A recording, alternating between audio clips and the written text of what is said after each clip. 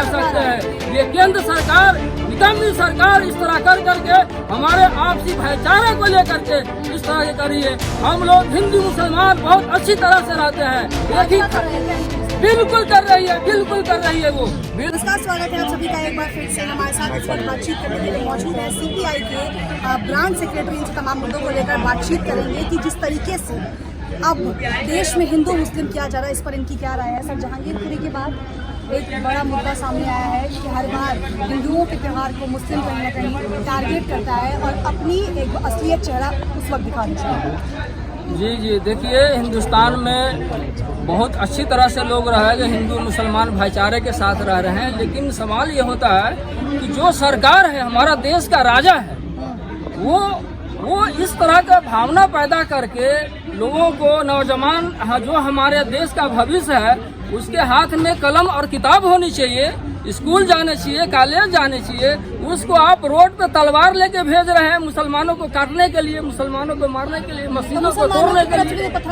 पथराव हुआ। देखिए, जब आप ललकारा जाएगा, मैडम आप देख लीजिए, आप किसी को बार बार प्रेशर कीजिएगा, ललकारिएगा, बार बार सीटी मारिएगा। लोग इफ्तार का टाइम है, नमाज का टाइम है, उस वक्त वो मस्जिद में है, रोजे से है, क्या वो झगड़ा करने के लिए है? गलत है क्या? नहीं, गलत कई जगह आप गलत नहीं है, लेकिन आप कोई मार रहा है तो कम से कम आप मर जाएंगे क्या, मार खा लेंगे? कम से कम अपना तो बचाव होनी चाहिए ना कुछ तो अपना बचाव होना चाहिए। सुप्रीम कोर्ट ने भी कहा है कि अपना बचाव के लिए कानून हाथ में आप ले सकते हैं।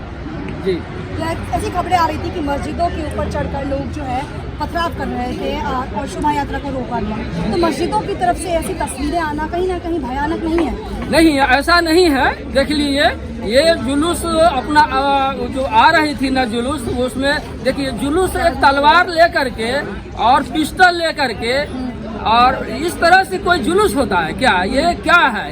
कानून क्या कहता है? हमारा संविधान का क्या कहता है? दूसरी बात ये कि आपका परमिशन नहीं है इस तरह से हथियार लेके चलने का, और बार बार जो है उकसाने का, मस्जिद के बाद 3 राउंड लगाने का, फिर आकर के उकसाने का, सीटी बजाने का, फिर प्रेशर में उनको लाने का। तो उकसाते हैं? नहीं, उकसाते नहीं। किसी को आप बार बार तंग कीजिएगा तो वो कुछ तो कहेगा ना। ऐसी नौबत हुई है ना। अब मस्जिदों में जा दिए, झंडा उन्होंने जाकर के रख दिया, फिर पत्थरबाजी किया। तो वहाँ जाकर के गुम्बदों पे जाकर के, एक जगह की सिर्फ जहांगीरपुरी की बात नहीं है, पूरे हिंदुस्तान के अंदर जहाँ जहाँ ये मामला हुआ, यूपी के अंदर, मध्य प्रदेश के, राजस्थान के अंदर, ये क्या है? ये हिंदुस्तान के अंदर देख लीजिए, हिंदुस्तान के अंदर संविधान में सबको आजादी मिली है कि अपने अपने धर्म के हिसाब से जिएगा और रहेगा। कौन क्या खाएगा, कोई क्या पहनेगा, इस पर आप उंगली नहीं उठा सकते हैं। ये केंद्र सरकार, निकम्मी सरकार इस तरह कर करके हमारे आपसी भाईचारे को लेकर के इस तरह के करी है। हम लोग हिंदू मुसलमान बहुत अच्छी तरह से रहते हैं। अभी भी गांव में हमारे जाकर के देख लिए, एक ही बिल्कुल कर रही है, बिल्कुल कर रही है वो, बिल्कुल इस तरह का माहौल खड़ा कर रही है। ये विपक्षी पार्टी तो हम तो जान बचाने में लगे हुए, हम तो सिर्फ ढाल उनको रोक रहे हैं, वो मारे जा रहे हैं, हम रोक रहे हैं। हम तो कह रहे हैं कि जुल्म मत करो, सबको जीने दो और जीने दो। आप एक रोजगार नहीं देते हैं किसी को। इतना साल हो गया, 7 साल 8 साल, आप किसी को एक रोजगार नहीं दिए, तो रोजगार छीनने का अधिकार आपको कैसे है?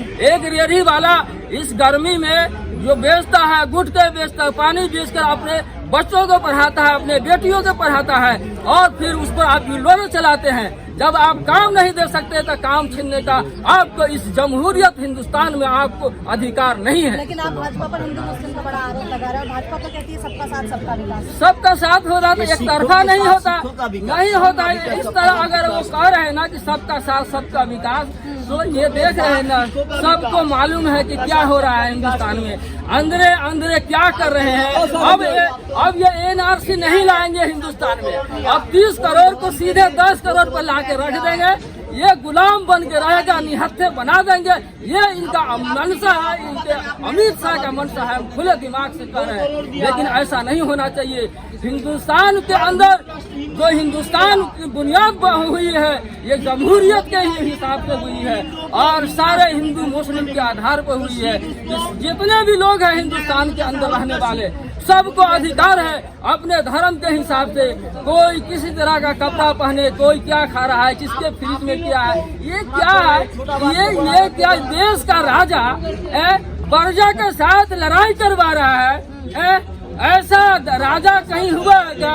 आपको तो अमन चैन की दुआ मांगना चाहिए, गुहार मांगना चाहिए कि कोई मामला हो जाए, कोई बात हो जाए देश के अंदर। की बात तो प्रधानमंत्री मोदी भी नहीं, वो तो उनके बात कहा, क्या क्या कहे वो अभी तक तो वो एक प्रधानमंत्री की बात तो भरोसा नहीं है। बिल्कुल भरोसा नहीं है। वो तो बहरूपिये है, वो तो बहरूपिये वाला काम कर रहे हैं। कहा क्या पद पे बैठे और कह रहे हैं बहरूपिये। बिल्कुल है बहरूपिये।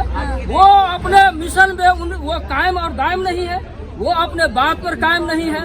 समझे क्या? वो अपने इस पर रहेंगे और कहेंगे सबका साथ और सबका विकास होता, तो एक तरफा कारोबार नहीं होता। हम दिल्ली पुलिस से भी कहना चाहते हैं कि आपने कसम खाया है इस हिंदुस्तान माँ की, जब शपथ लिया है तो कसम खाया है इस भारत माँ की, लेकिन ना आप इंसाफी मत कीजिए। आप गलत को गलत और सही को सही करिए।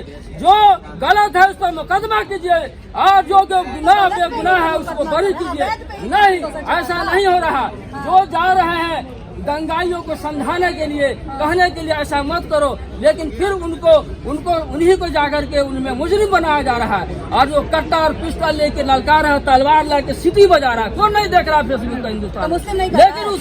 लेकिन उसको जो है आप बरी कर देते हैं। उन पर FIR नहीं। जहांगीरपुरी में कौन है, कितने लोग हैं, सारे मुस्लिम नाम है, एक तरफा कार्रवाई होता है। लेकिन मैं हिंदुस्तान के न्यायपालिका से भी कहना चाहते हैं कि आपने संविधान को संभालने का और ठेका लिया है। आपके अंदर पूरे हिंदुस्तान की अस्मिता। न्यायपालिका आपने भी कसम खाया है। न्यायपालिका हमने नहीं, ऐसे इस तरह से नहीं है कि बहुत सारे हमारे कम्युनिस्ट लोग, बुद्धिजीवी लोग जो हक की बात कहते हैं, वो जेल के सलाखों के पीछे है।